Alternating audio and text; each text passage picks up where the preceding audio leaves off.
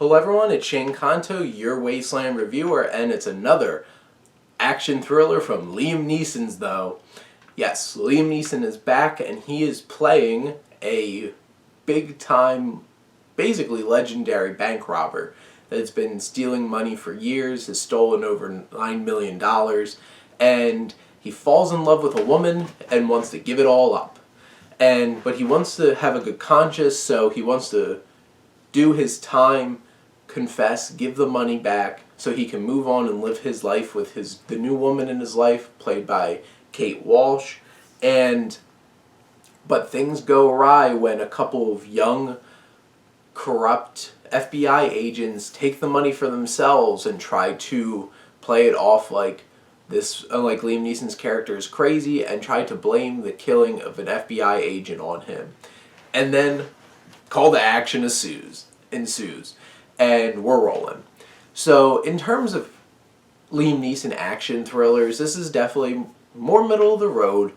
Like, this film is directed by Mark Williams and has been written by Steve Ulrich and Mark Williams himself.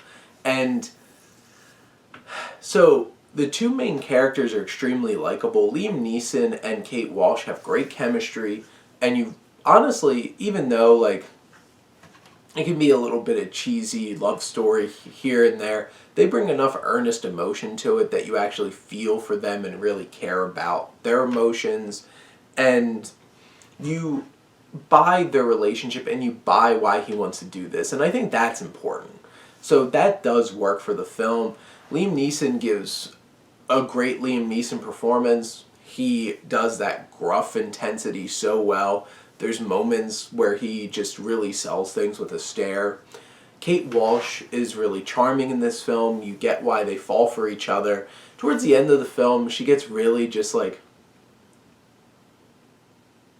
all she's really doing is just like smiling, and there's a moment after she gets to see Liam Neeson do his thing, and the take me to the bedroom eyes that she gives him is so intense. It's honestly a little funny.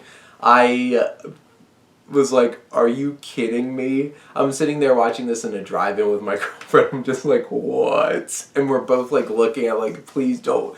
And she's like, stop looking at him like that.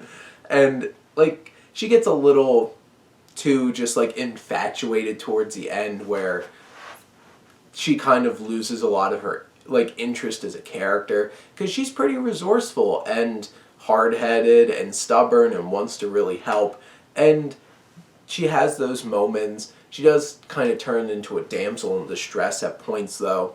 But you have the antagonist, who's Jai Courtney, who plays this villain like he should be played. He's a smug asshole, and Jai Courtney does that smug asshole job in this film decently well.